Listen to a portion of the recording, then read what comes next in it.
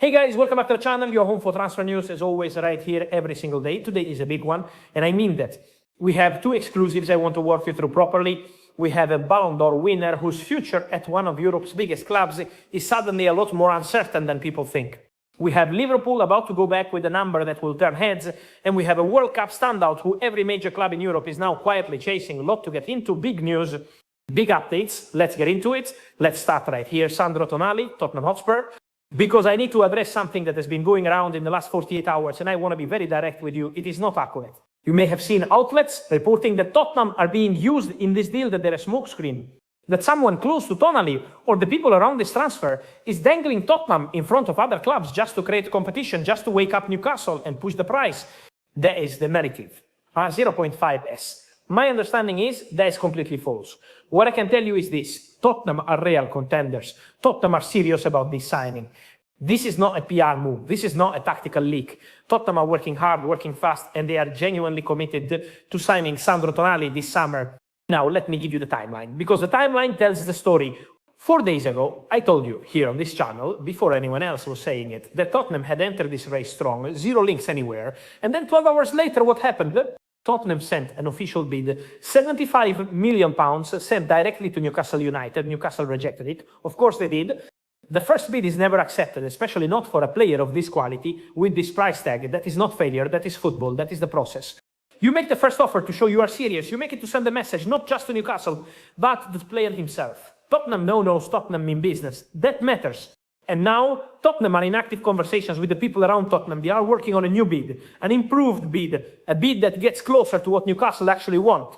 What I can tell you is Tottenham are not going away. They want this player, and they are showing it with actions, not just words. So the next 2 weeks on this one are going to be crucial. Stay very close to this channel, because when something moves on Tonali, you will hear it here first. Moving on, now, many of you have been asking me about Rodri.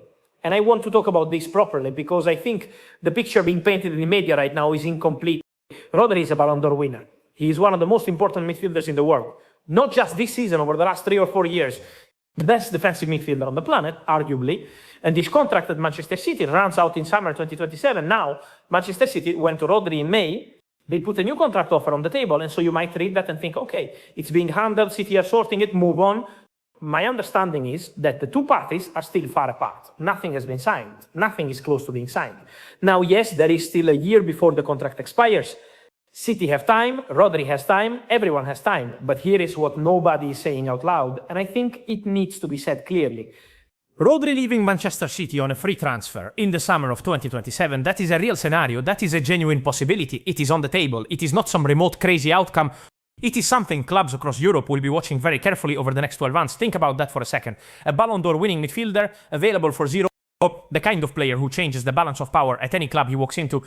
If City cannot close this contract, the scramble for Rodri will be one of the biggest stories in world football next summer. City have time, but they do not have forever. And the longer this drags, the more complicated it becomes, because at some point the player starts having real conversations with other clubs. And at that point, it becomes very hard to pull back. So watch this space, not just this transfer window. This is a story that will run and run. Then guys, this is the one I want you to pay very close attention to right now, because this is the story that is moving. This is the one with momentum, Yando Diomandé, Liverpool FC, and a bid that is going to go well above 100 million euros. Here is where we are. Liverpool already went to the table. They made a serious offer, 90 million euros, plus 10 in add-ons, 100 million total. Knocked back by Red Bull Leipzig, rejected. Now here is what the headlines are not telling you. And this is the part that actually matters. What I can tell you is that Liverpool are not simply waiting around and deciding what number to put on the next piece of paper. They are working this deal from two directions simultaneously. On the club side, yes, they are preparing a bigger financial proposal for Leipzig. More money. A number that changes the conversation. But on the player side, this is where Liverpool are being especially smart. They are talking to Diomandé's people. They are presenting a project, a salary structure, a vision for his development at Anfield. They are trying to make sure that when the moment comes, when Liverpool go back to Leipzig, the player is already on their side. 100% committed to making this move happen. Why does that matter? Because Leipzig are not giving him up easily. They want to keep him. They are talking about a new deal, a big salary, a release clause that kicks in for the summer of 2027, so he can leave on his own terms after another year of Champions League football. That is a strong counter proposal.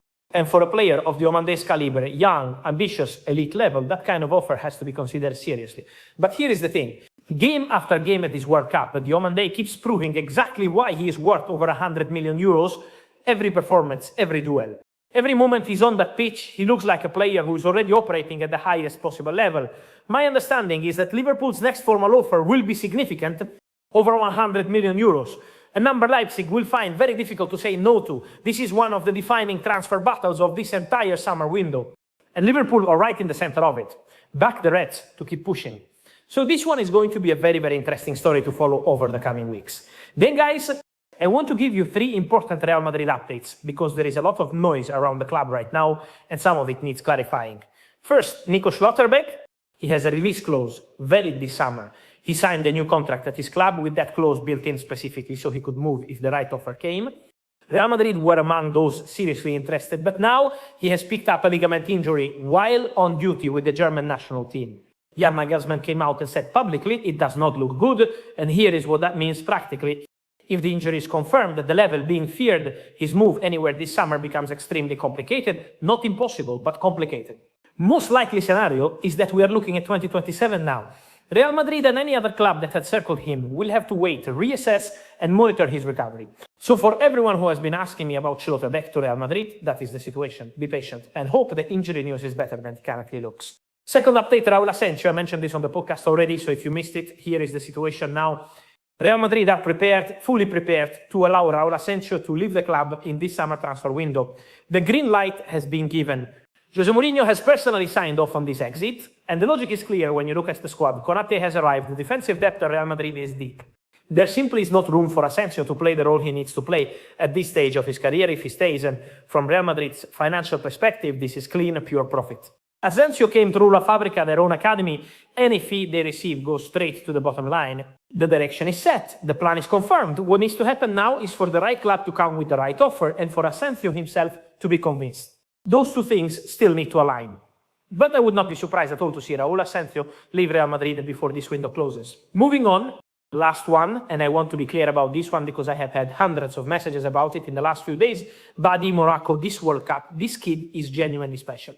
Not hype special, not one good game special. Watching him perform at this tournament, this is a player who is already thinking and moving at a level above most of his competition. And the football world is noticing. I told you weeks ago that Premier League clubs had him on their radar. I told you about PSG and some German clubs following him, but both with different priorities in this window, different urgency, different positions they are trying to fill first. Now there is noise in Spain specifically linking Badi to Real Madrid. And I have had so many of you ask me, is this real? Can Badi actually go to the Bernabeu? Is Real Madrid's secret move this summer? Let me be straight with you because this is exactly the kind of story that can spiral into something it is not. Between Badi and Real Madrid right now, it is scouting, it is monitoring, it is Real Madrid department doing exactly what they always do with elite young talent. They watched him all season long in League One. They were already tracking him before this World Cup started. So seeing him perform at this level is not a shock to them. They knew. But is there an official approach, a bid, a formal negotiation? No, none of that exists right now. What I can tell you, and I'm watching this very closely, is that the second the concrete offer arrives for Badi, there will be a race, multiple clubs, multiple leagues. This is not a player who sits on the market for long once it officially opens up. Be patient, stay close, because when this one moves, it will move very fast. On this and much more, stay posted right here on the channel every single day. Remember to like this video. It really does help the channel more than you know. Turn on the notification bell because we have big stories coming in the next 24-48 hours. Subscribe if you haven't already. This is the place to be for everything transfer related. And trust me, what's coming next is even bigger. See you soon, here, every single day. Ciao.